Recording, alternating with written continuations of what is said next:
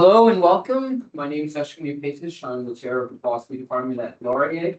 I want to take this opportunity to thank Dr. Silk and Professor Campbell for putting together this collaborative event between UW and Laurier. I was talking to Nick yesterday about another event for next fall, hopefully.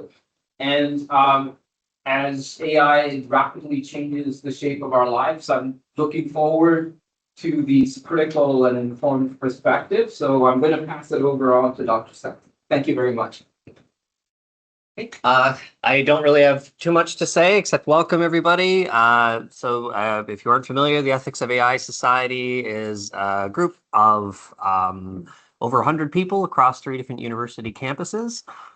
This is our 3rd symposium. We're all looking forward to an exciting day, hopefully once the one of our guests arrives.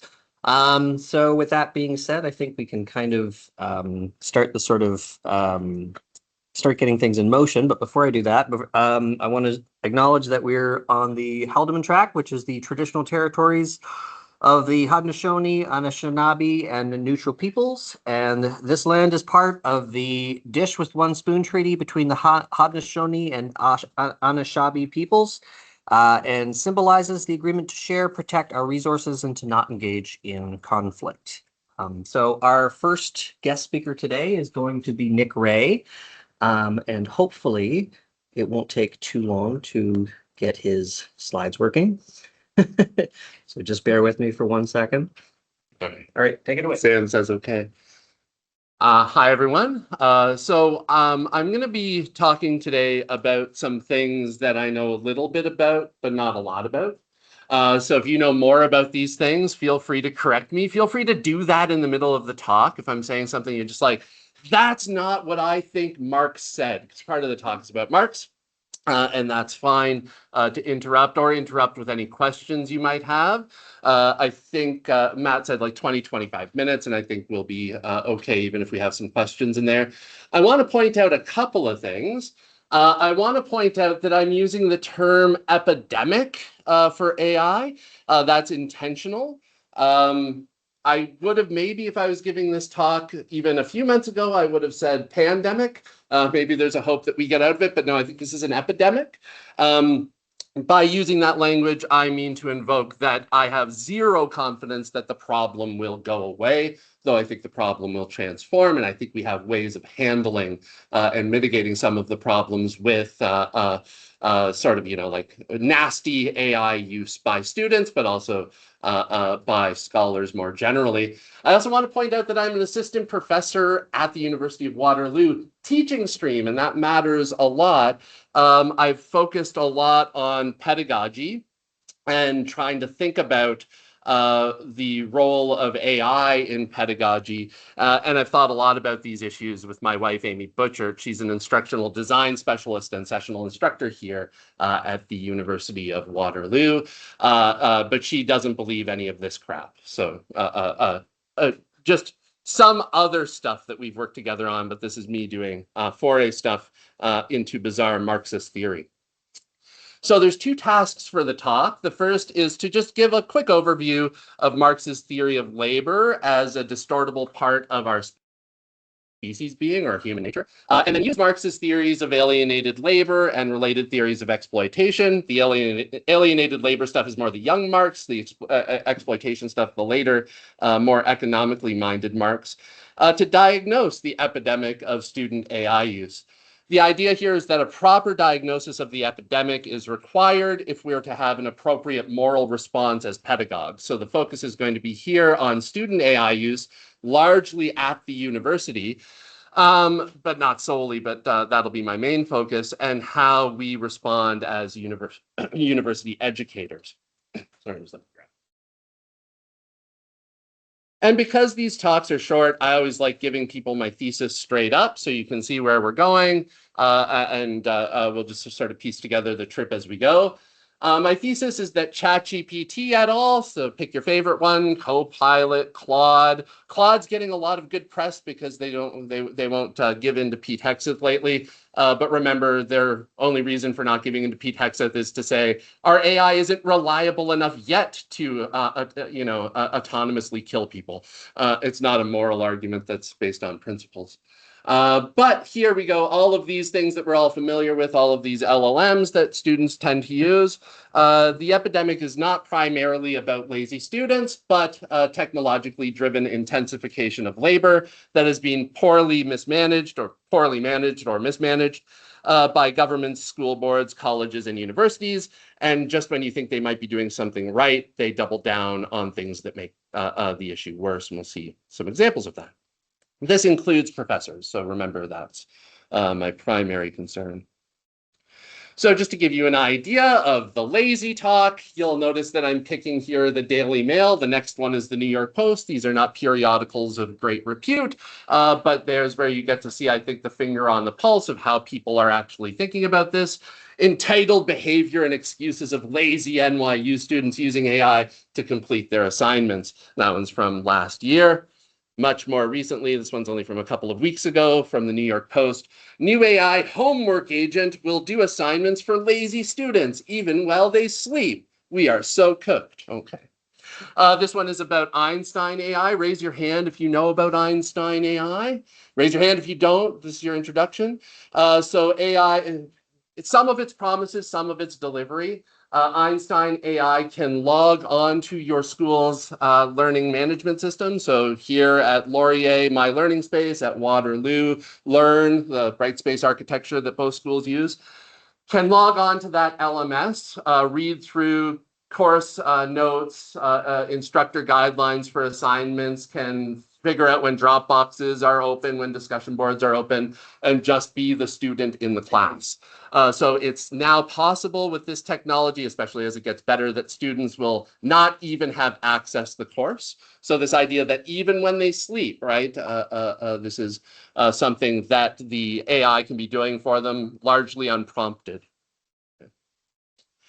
Here are some more nuanced views, but you can see lurking in the background better ways of talking about it, but a kind of talk about a degradation of skills. I think that this is a better way of talking about it, and you're seeing this from Andrew Chow in this Time article. Lots and lots and lots of studies have been done. This one's from last summer, but sort of over the last 3 years or so, we've seen lots and lots of studies. Showing a decline in cognitive skill. There's some increase in other skills, but largely the skills we test for at the university, we've seen a decline. And then here we get in the Times Higher Education and Inside Higher Ed piece. In the AI era, this is Sean McNinn. This is also from last summer, last spring. How do we battle cognitive laziness in students? So you're seeing now here a hedging of the laziness, but it's like a cognitive laziness in students. So we're doing something wrong where the students just aren't thinking the way that we want them to. So enter Marx, theory of labor and alienation. I want to talk about Marx first in his actual industrial context, and then see if we can update some of these ideas for the information age, see if we can update them for the new AI age. So I want to start with what I think is Marx's most important contribution, this idea that something inside of us is directed towards, part of our species being, is directed towards labor. I'm using Hannah Arendt's critical categories. So Hannah Arendt is being critical of Marx. She sort of thinks Marx thinks of us as laborers, but he focuses too much on us as animal laborans, like the sort of low-level, getting the biological needs satisfied kind of stuff. She wants to look a little bit more at human beings as fabricators, as makers. This is associated with her notion of work, and then also zoon politikon as political animals. That's the highest sort of level of creativity, collaborative use of language, communication. I'm going to pretend, at least for the purposes of this discussion, that Marx is kind of all three of these things, because I think there's a reading where Arendt is wrong, that Marx doesn't talk about these things, but I think she's probably right that Marx doesn't spend enough time talking about human beings as zoon politikon. At the same time, I'm going to be assuming that Marx does talk not only about that biological need, but also what it means to be a maker. So what it means to be homo faber, that's part of our species being. But it's distortable. As an aspect of our species being, it's distortable. And that's something that Marx talks about in the Economic and Philosophical Manuscripts of 1844, primarily when he talks about estranged labor. So labor can be free. We've got a kind of taxonomy of labor here. Labor can be free and self-directed. I can share my skill as a baker with those in my community, sort of like go in the morning, make the bread, sell the bread to community members who enjoy the bread. This sort of meaningful kind of labor process. Or it can be coerced and externally imposed. So here, selling my labor to a major corporation, like instead of working at a bakery, I sell myself to like Wonder Breads, okay? So it can look like this. This is my favorite bakery, downtown Kitchener, East Side, Golden Hearth. They have weird hours of operation, but get there early and you'll get some of the best baked goods you'll find. That's an actual picture. Okay. Oh man, okay, I haven't eaten today. So. Or you can go sell your labor at Western. This isn't a real choice. I'm just showing you the taxon of the taxonomy here of different kinds of labor. So Marx thinks that this is labor in line with our species being, or at least closer to it, especially if it's done in non-capitalist contexts. Over here, this can only be done in a kind of capitalist context or post-capitalist context. But here, working at Weston's Bread. So this is out on Victoria Road, another local place, and they make, I mean, I like this too. I'm not going to pretend to be highbrow. I'll eat some Wonder Bread too. But seeing here the differences between labor and I think here also the marks of that labor type on the final product. So thinking about animal laborans, homo faber, zoon politikon, how do we end up doing work that does not satisfy that part of our species being? Labor in industrial capitalism causes this idea of estrangement or alienation, where people feel disconnected from their work and they feel a lack of fulfillment. Marx's theory helps understand how technology can intensify this feeling of alienation. When I say feeling, I want to make it clear, I don't just mean feeling. For Marx, there are just no raw feelings like that. All of the feelings of estrangement, of alienation are materially grounded. The workers have good reason to feel estranged, and we'll talk about the process of estrangement. But we'll also be talking about how this can be technologically intensified, and that's an important aspect when we think about updating Marx for a new technological context. So what's going on here? Well, we've got some exploitation going on. Workers produce value exceeding their wages in a capitalist society. This creates surplus value appropriated by those who control the means of production. So we break society up economically between those who control the means of production and those who can merely sell their labor. Those who control the means of production get the surplus value of labor. That's the amount of labor produced by, the amount of value produced by a worker's labor that goes beyond what's represented in a wage. And what's represented in the wage is basically what Marx calls the abstract labor value. Right? So what the average worker can do with the average tools in the average setting, so on and so forth. That is, we can give a more or less purely economic understanding of exploitation. The more philosophical notion is alienation. That's the materially grounded feeling of removal from oneself, others within one's society, and even one's own activity. So it is being estranged from our nature as social beings looking to make things for ourselves and others. This is, for Marx, well, we feel it at an individual level or at a class level. It really is a structural condition. Exploited and alienated labor is a systemic condition shaped by social and economic arrangements, not individual failings. So here's where we're getting at the not lazy stuff. I prefer to think of this using Iris Marion Young's amazing paper, The 5 Faces of Oppression, originally from 1988, but published in her book, which I'm forgetting the title of now, in 1990, where she defines two of these spaces, exploitation and marginalization, in explicitly Marxist terms, and there's a Marxist tinge to the other ones as well. which is cultural. I can't remember her exact term. Cultural. It's not appropriation, but cultural something. Violence and powerlessness. And they all have a kind of Marxist tinge. So what's the moral diagnosis here? The moral diagnosis, alienation, allows us to go beyond just the mere economic analysis to say that alienation, when we have a good theory of alienation, it critiques institutions, norms, and practices rather than individual behavior or individual feelings, thinking about these things as they happen to workers in capitalist systems. So just to go a little bit deeper on the alienation thing, I just want to give the sort of fourfold typology here, a taxonomy of alienation.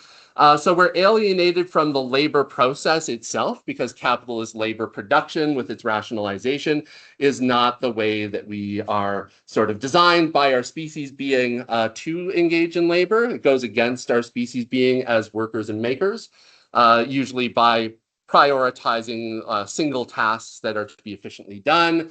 It's alienated. We're also alienated from the products of our labor as a result. We don't feel that the things we produce are stamped by us. Our labor's gone into the product, but its value is really determined by exchange value at the market.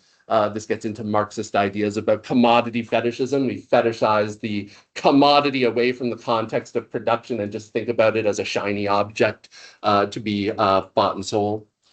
Alienated from our fellow laborers since we become competitors, not collaborators. A lot of the intensification of labor through machine, as we'll see, creates competition. So we become inherently competitive with one another. We're worried about losing our job as machines come in and make work more efficient.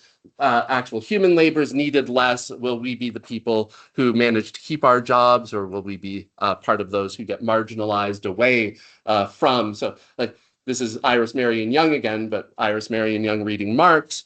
At least the people who are exploited get to be exploited.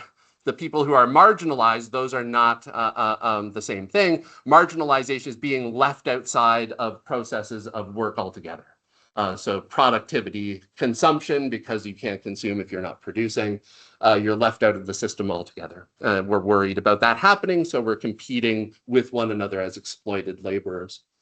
And we become alienated from ourselves because we see ourselves primarily now as wage laborers and not as creative, collaborative makers. Again, working against our species being. So labor should make us happy, but this kind of labor in this kind of context is described as a kind of misery for Marx. I mean, not for Marx. Marx didn't do a lot of like manual labor in his life, but in accordance with his theory. Sorry, I should have, I did this in Keynote, then did it over into PowerPoint, so it's cutting off the title here. But machines, efficiency, and the strife of workers. So how does machine stuff hit this? And by the way, that last picture, if I can go back, this is old-fashioned looming. Well, not old-fashioned. This is the introduction of the power loom, the thing that the Luddites were really upset about. Over here is the construction of a server center, right? This is OpenAI, but not just OpenAI. A bunch of other companies are going together to create this. Right now, there's plans for, I think, about 20 of these kinds of like the big factory-like institutions. And of course, this is what allows us to do all of our AI searches and Google searches and the like. So Marx talks about, this is later Marx now, the more economic Marx, the more mature Marx, talks about in Das Kapital, Volume 1, Chapter 15, the strife between worker and machine. And I like to say that he has a fairly nuanced view here of machinery. Nuanced here means not Luddite. So the Luddite view is the simple view. Marx's view is a little bit more nuanced. Machines are tools designed to reduce labor and increase productivity. They're not inherently harmful for workers. In fact, we always use tools. Tools help us with our laboring process. The idea of tool use is probably built in to Homo faber and probably even built in to animal laborans as well.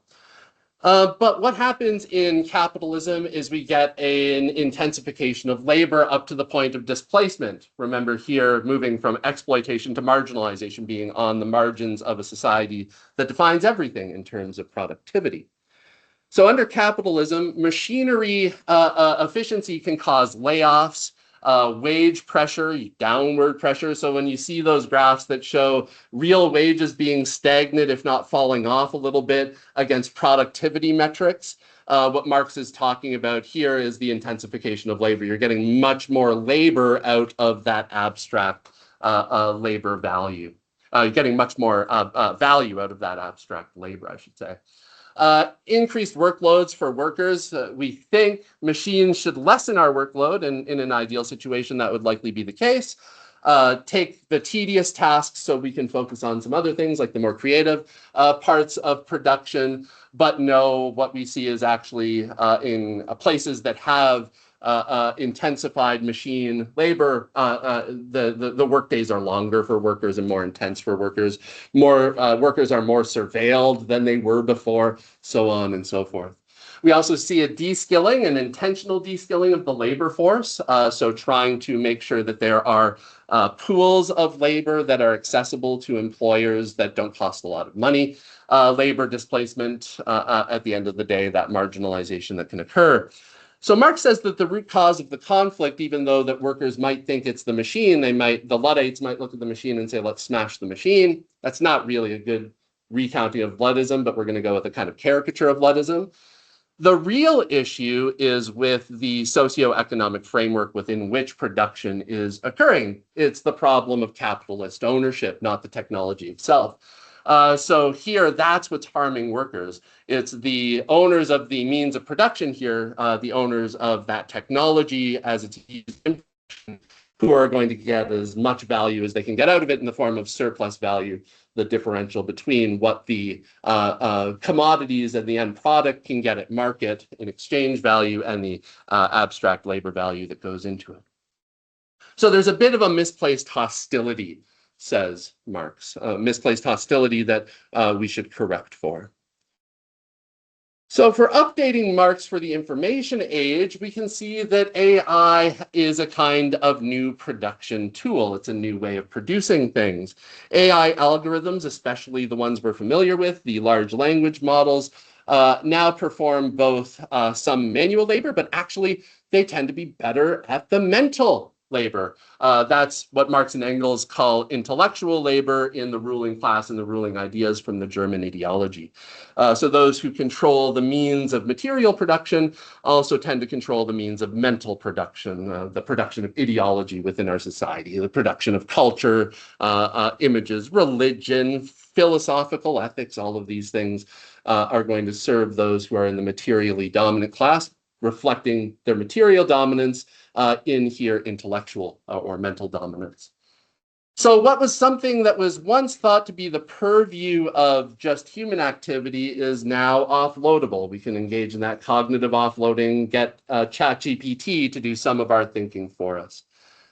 So AI systems boost productivity, in this sense, mental productivity. That's not a claim about quality, it's a claim about quantity.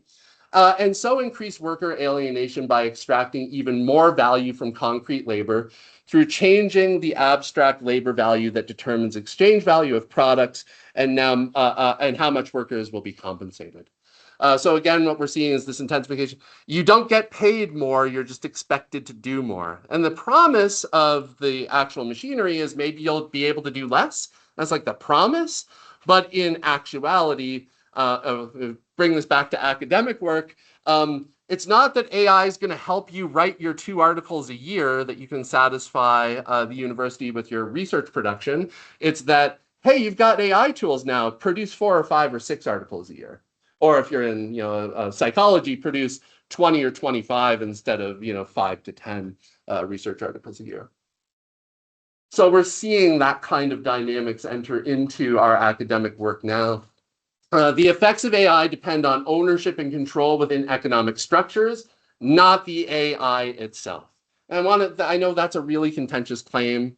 We can talk about it in the question period, but I think that there's something roughly right about that.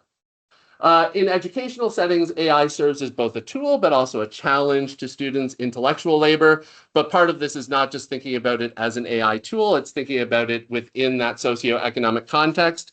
That socioeconomic context, of course, is getting rather complicated when we think about student labor in particular. And that's because there's a kind of fantasy and a nightmare that's playing out. The fantasy is the way we would like universities to be. We would like them to be collaborative. We would like them to be places of creative intellectual development, so on and so forth. What's the actuality? A Marxist reading is that these were always ideological state apparatuses. They were always serving some other ends. Their real motive ends are different than the ones stated by liberal university theorizing, going all the way back to Alcuin in the medieval period, right? The idea of liberal arts and liberal study as free study. No, people need to be thinking about getting a job. People need to be thinking about preparing for things like law school, med school, grad school, going and getting an HR certificate at Conestoga College when they're done their 4 years, all of that kind of stuff. So modern universities often emphasize credentials and grades. That's the context where I think, in particular, we see an intensification of student labor. So the idea is students are fighting with one another for grades. And this has always been the case. I don't want to make the claim that AI made this happen. Capitalist university systems, ever since they introduced grading as a way of stratifying students, they did that because they were thinking about where to place students in production after they graduated. But what we're seeing is an intensification of that. What we're seeing are things like grade inflation, students needing better grades because everyone is thinking about what they have to do next because you have to do something after you're here. That's the idea. So this is taking those intellectual tasks and intensifying the ways in which the competition around sort of like grade requirements, trying to be the top of the class, making sure I can get into law school, making sure I can get into grad school. So we're seeing that competitive dynamic that I think Marx has a lot to talk about. But we're also seeing this idea that just because you've got the machinery doesn't mean it's going to be less work now. In fact, it's going to be more work. Sometimes that might be more work given to you by your university professors. So levels grading as a response to this, I think that's one way of responding to AI technology. But that means that the students who are going to get the best grades are the students who can put in more work. One of the issues with levels grading like that, where it's like, if you're okay getting a B in the class, you don't have to sit this exam. But if you want to get an A in the class, you have to sit this exam and you have to do this oral presentation, right? That helps combat some AI use, but what it's also doing is it's taking students who might have used AI and they're going to say, well, here's what I'm going to do. I'm going to take the B. Who are the students who are likely to use the AI? They're a varied lot, but studies are now showing they're likely to be students who have to work more outside of the classroom, work more outside of. So they're the students who are working 20 plus hours a week at their part-time job. So what we're doing here with these tools is we're saying to students, hey, take your B or take your decent grade. But, and this is the kicker, when you take that decent grade, you're taking that decent grade because you're offloading critical, collaborative, and creative work to an AI so that you can go and do the work that is required for you to pay rent, to eat, to pay for your university education. So notice here that the Marxist analysis is going to say here the problem is with the university as an institution, as a fundamentally capitalist state apparatus within a broader set of institutions that are putting pressure on students. What are those broader pressures on students? Housing, food costs, the cost of university. What did Doug Ford just do? Increase the cost of university. Lowered the chances of you getting OSAP grants. Instead, now it's all loans that have to be paid back eventually. And we haven't done much to lower the price of housing. It's come down a little bit, but not a lot, not significantly enough to offer relief to students. So some of them are staying at home and bam, we just hit them with more expensive transportation costs. Right? All of these things are part and parcel of thinking about how the student interacts with us as an institution. Now, as pedagogues, we can lobby, we can do political stuff. We can't do much more than that to deal with the new academic machinery. What can we do in the classroom? I think what we do in the classroom is we try to design assessments and design the delivery of content in a way that will allow students to kind of take a breath. So I'm just going to end here with a little share about how I've redesigned the assessments in my class, because I think that this is not just a pedagogical issue. I think it's a fundamentally moral issue. It's a fundamentally moral issue because what we want students to do under that idealized fantasy is engage in critical thinking, self-development, moral development, right? How do we do that when they're offloading a lot of that cognition to AI? I think one of the ways we do it is we take away that grading pressure as much as we possibly can. My solution has been to give students the grades. Here you go, they're yours. If you attempt anything, an online quiz, a discussion post, a writing assignment, you get the grade. But the idea is that all of those things where you could use ChatGPT to help you out are now just formative scaffolding for the exams that we do. So good old-fashioned blue book stuff in class. We now have to have real serious conversations about accommodations and accessibility issues because we are returning en masse to that. Everyone has watched it happen, especially in first and second year education. But the one parting piece is, how do we prepare students to take those exams? Have them write essays, have them do discussion posts and talk to each other, have them write online quizzes.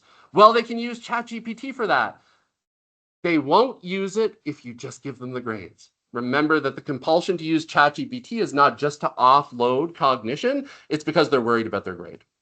So if we take away that grade worry, you get 10 out of 10 for the writing assignment. You get 3 out of 3 or 5 out of 5 for the quiz. But remember, it's just formative anyway. So I've started to do this, and I've started to get some of the data. I want to get another year's worth of sort of data. So right now it's anecdote verging on data. But what I've seen in every assessment that I've done like that, a regression back to the mean, student voice back in written work, students actually tackling the ideas, students from time to time actually having done the readings. They didn't do the readings before because they got into writing without ChatGPT's help, because they were like, oh, formatively, this is going to be good for my midterm, right? But then they were like, hold on, what does he say there? And they go back and they might ask ChatGPT if they're allowed to use it.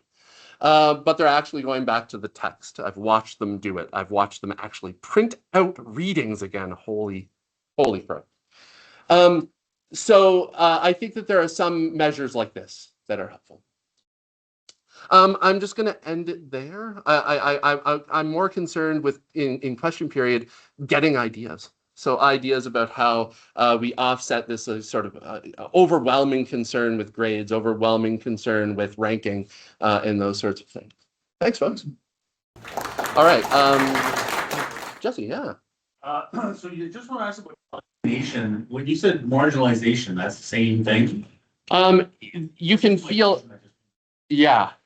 So alienation is the feeling of being removed from our species being. Both the exploited and the marginalized will feel it. So it is a materially grounded feeling of removal from your kind of essence, all right? What you're supposed to be. If you're as a laborer, and that's part of our species being. So if your labor is being exploited, it's not being fully realized, you'll feel alienation. If you're marginalized, you'll feel alienation too. You're outside of productive forces. Ideally, you want to be on the inside of productive forces that are non-exploitative.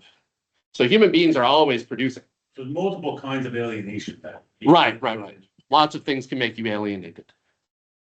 I kind of like Iris Marion Young, because when she talks about the 5 faces of oppression, she kind of precisifies these a little bit more. She's inspired by Marx, but I think she goes a step further in clarification. Powerlessness is lacking in social status, right? So, like, I might not make that much money working at a university, but I work at a university. I have the title of doctor or whatever, right? That is a kind of social power that lots of people who make more money than me will feel powerless relative to me because of a kind of perceived social status. That's a kind of alienation too. Yeah, Jenny.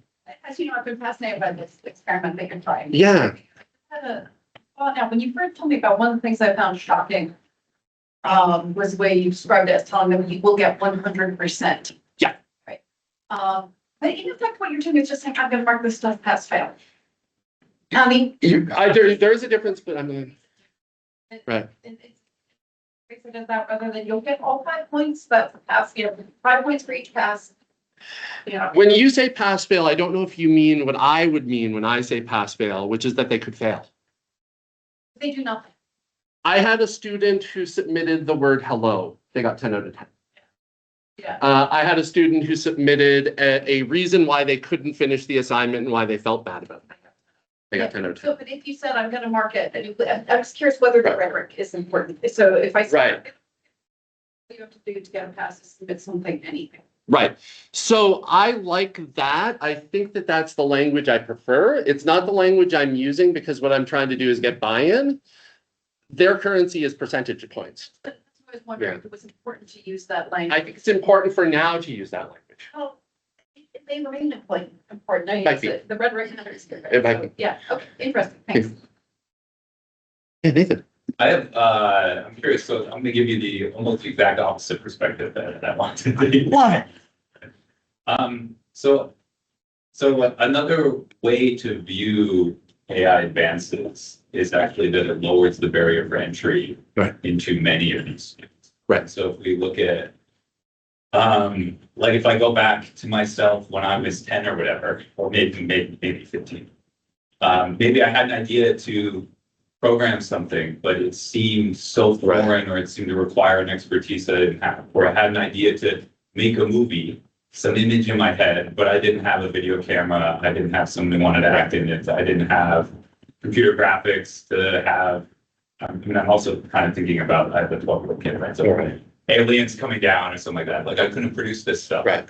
Well, now I can do that in a reasonable way very easily. And I think in some ways that's kind of the positive creative aspects of these tools. Right. And in some ways they fulfill this. So this is the opposite why I think it's kind of the opposite perspective here. This isn't alienating me. This is actually letting me kind of fulfill the thought that I had, the desire that I had, the creativity that I wanted to have with some of these tools. Where now I can maybe make an app where I couldn't have done that 10 years ago. Or right.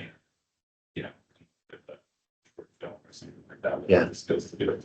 And so those are things where, and I think at least for young, so I'm thinking about kids, not necessarily this middle-aged generation that's kind of stuck in this situation, but for the youth, I think they absolutely use it in that way too. Right. So I just wonder what's like. This isn't quite pushback, but I wonder what that you have to say about that. I want to be clear. I hope I'm not expressing a techno-pessimism. I agree with Habermas that picking up on this part of Marx, tool using for the purposes of being able to do things you couldn't do before, or making much easier things that you maybe could do before, but now you don't have to spend weeks on them. I had a high school film where we had envisioned a helicopter landing. Obviously, we couldn't do that, but now a high school film student could do that. You could have a helicopter land, no problem. I could get an algorithm to do that in a morning, right? I am definitely not pessimistic about these things. I'm not a techno-pessimist. I'm at the same time not a techno-optimist either.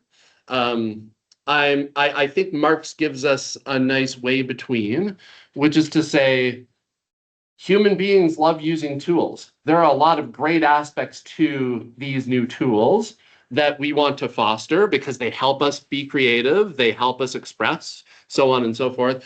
They're wonderful tools for accommodation for students with accessibility issues. They allow points of access that are beyond someone's technical skill, maybe beyond their budget in previous. All of that can be wonderful. Within a capitalist context, though, what we might see is a perversion of some non-capitalist goals that are institutionalized for us, things like learning outcome, curricular requirements, and skill development. So what I don't want students doing is using this to the point where they're not developing those important cognitive skills, those critical reading skills, the metacognitive skills that make you a good critical thinker, that are encoded in any good critical thinking textbook, self-reflection skills, so on and so forth.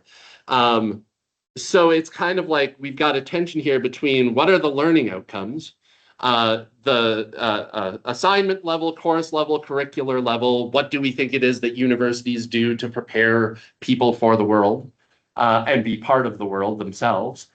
But then also a kind of push here where just to be here, the price of admission for a lot of students is working 20 to 40 hours a week while they try to be students for a 30-hour week, and they can't do that.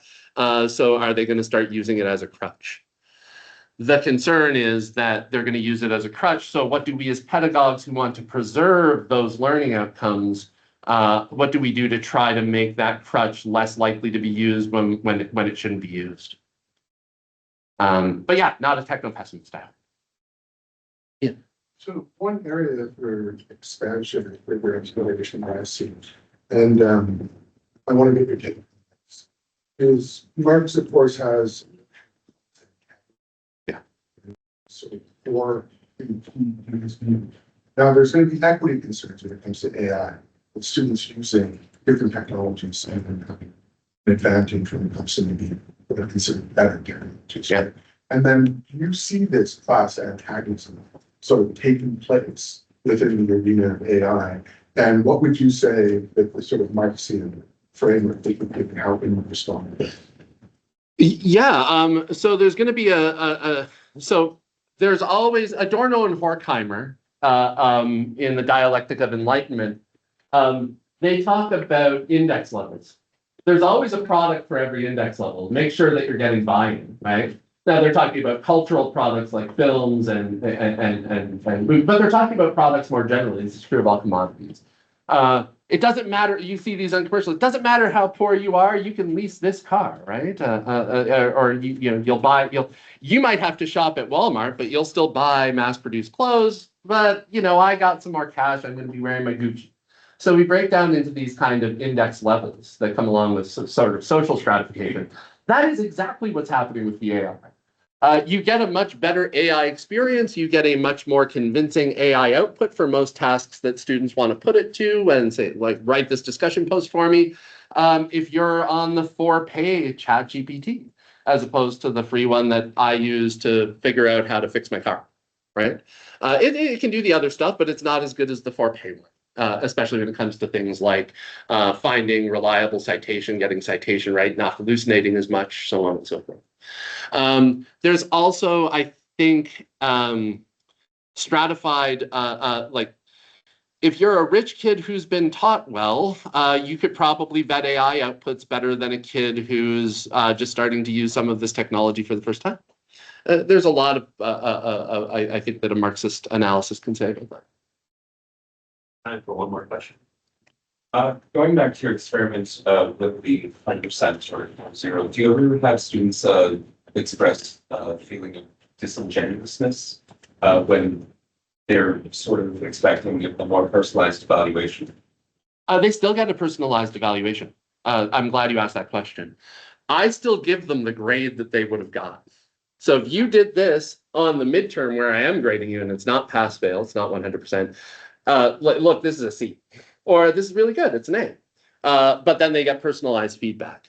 So it's not any more or less in terms of my grading output. It's not any more time, more effort, less effort.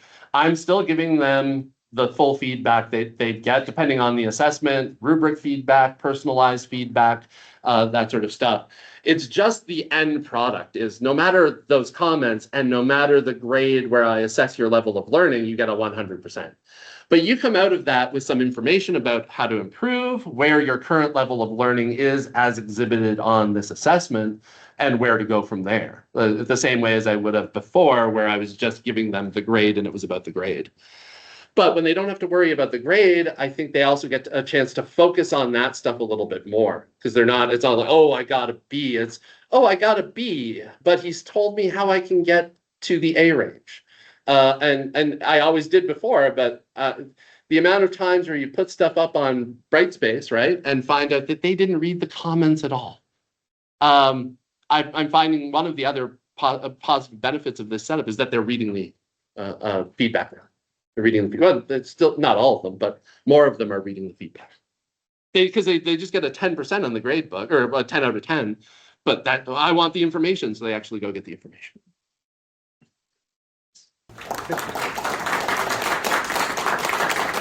I suppose you know how to. Yep. Okay.